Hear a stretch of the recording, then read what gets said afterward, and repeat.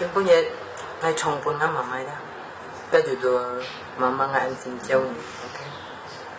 Bài ai ya.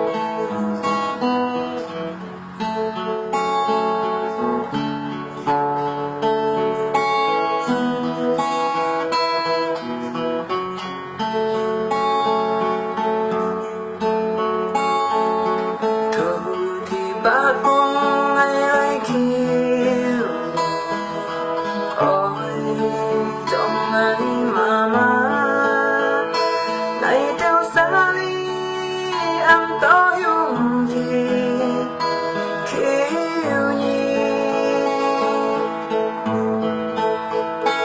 một chiếc liu chuông trong ngày mama trong to hẳn yêu kỳ ngày mang si mẹ phóng đi ngày mà